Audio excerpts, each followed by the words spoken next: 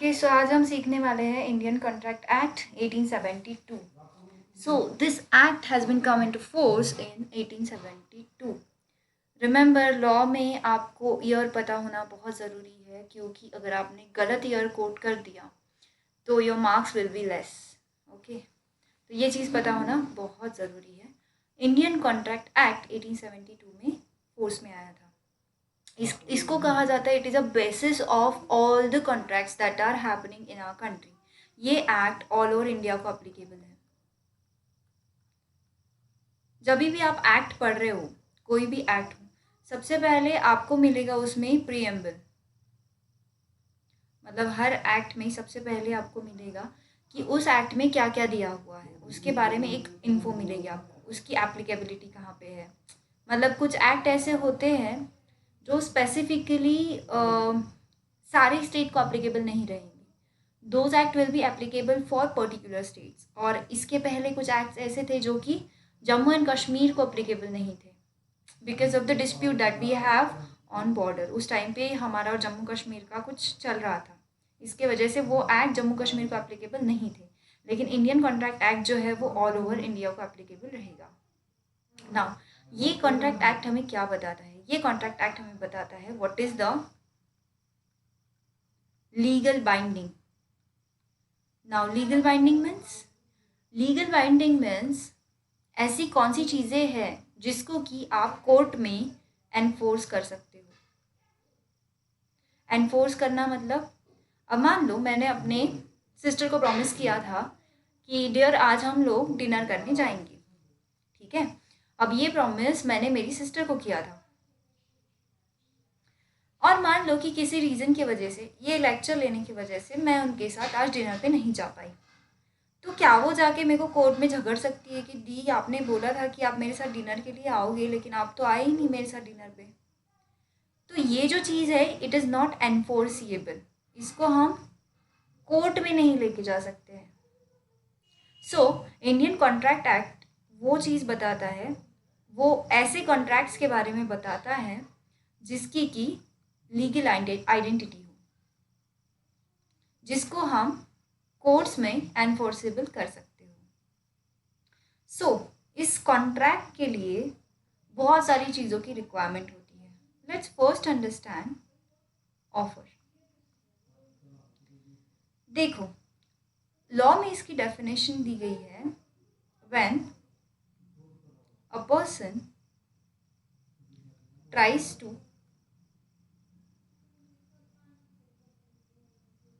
Make an agreement,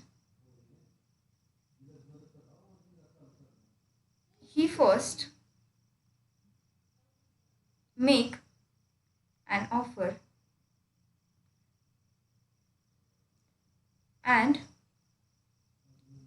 he communicate it to other party to get his or her consent। मतलब क्या? जब कोई भी पर्सन एग्रीमेंट करना चाहता है, एग्रीमेंट को बाद में जब वो एग्रीमेंट्स, एक मिनट, सबसे पहले हम let's first try to understand कि कॉन्ट्रैक्ट्स क्या होते हैं। कॉन्ट्रैक्ट्स होते हैं दो लोगों के बीच में जो एग्रीमेंट होता है। एग्रीमेंट मतलब जैसे कि मेरी सिस्टर ने मेरे को बोला कि आप डिनर के लिए मेरे साथ चलो, तो वो मेरा और उनका एग्रीमेंट हो गया, क्योंकि मैंने क्या किया, उन्होंने मेरे को ऑफर किया फर्स्ट, मैंने उनको क्या दे दिया, उसको एक्सेप्टेंस दे दिया, और ये ऑफर और एक्सेप्टेंस जब मिल गया तो हम दोनों के बीच में एग्रीमेंट बन गया, ठीक है। लेकिन ये this was not an agreement because this was not a contract, because इसमें मेरी सिस्टर को कुछ नहीं मिल रहा है और ना ही मुझे कुछ मिल रहा है, ठीक है। तो कॉन्ट्रैक्ट के लिए बहुत सारी चीज़ें ज़रूरी होती है। जैसे फर्स्ट इज ऑफर, पहले तो ऑफर होना चाहिए दोनों के बीच में, फिर होना चाहिए एक्सेप्टेंस, फिर होना चाहिए कंसिड्रेशन। कंसिड्रेशन का मतलब होता है कि अगर किसी एक पार्टी को कुछ मिल रहा है तो दूसरी पार्टी को भी तो कुछ मिलना चाहिए। जैसे मैं एक शॉपकीपर के पास जाती हूँ, मैंने उनको बोला कि भैया आप मेरे को मेडिसिन दे दो, और उसको उसके बदले में क्या मिल गया, उसको उसके बदले में पैसे मिल गए। मेडिसिन के बदले जब मैं पैसे ले रही हूँ तो दैट इज़ अ कंसिडरेशन, ठीक है। और it should be enforceable in the court of law। मतलब अगर कोई इंसान इंडिया में ड्रग्स का बिजनेस कर रहा है तो is it enforceable in the court of law? No. क्योंकि क्या होगा, हमारे जो इंडियन एक्ट्स है वो बेसिकली ड्रग्स का जो भी ये हो रहा है, ड्रग का जो ट्रैफिकिंग हो रहा है उसको परमिट ही नहीं करता है इंडियन लॉ। तो इसके वजह से it is not enforceable in the court of law. तो इसके वजह से कोई भी कॉन्ट्रैक्ट नहीं बन सकता है अगर वो कोर्ट ऑफ लॉ में एनफोर्सेबल नहीं है तो। सो let's first talk about the offer. When a person makes an agreement, he first makes an offer and communicate it to the other party. उसमें क्या होता है, जब भी कोई पर्सन ऑफर करता है तो वो पहले क्या करता है, उसकी विलिंगनेस होती है। When a person willing to do something, मतलब अगर किसी की इच्छा है, मतलब अगर देखो कैसे होता है, अगर आपने न्यूज़पेपर में देखा होगा तो एक ऐसा टेंडर बिल आता है, ठीक है, टेंडर जो गवर्नमेंट देती है, ऐसा कोई टेंडर आता है जिसको कि कोई दूसरी पार्टी, टेंडर्स इसलिए इनवाइट किए जाते हैं सो दैट कॉन्ट्रैक्टर्स जो होते हैं वो टेंडर भर सके और उसमें से गवर्नमेंट का काम हो जाए। जैसे कि अगर मान लो कि रोड का टेंडर निकला है तो क्या करते हैं, बहुत सारे जो कॉन्ट्रैक्टर्स होते हैं वो टेंडर फिलअप करते हैं। तो इसका मतलब क्या हो गया, गवर्नमेंट ने उनको ऑफर किया, क्या ऑफर किया कि भाई हमें ना रोड बनवाने हैं।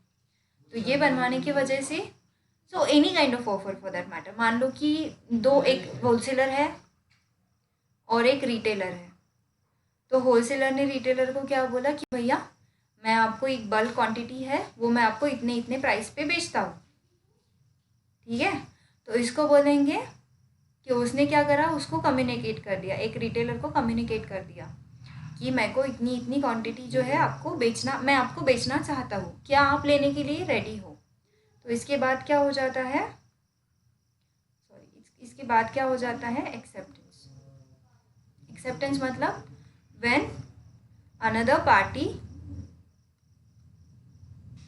Give its consent. Okay, now consent का मीनिंग क्या होता है? कंसेंट मतलब उसको एग्री करना, कंसेंट देना मतलब उसको एग्री करना, उसको मान जाना।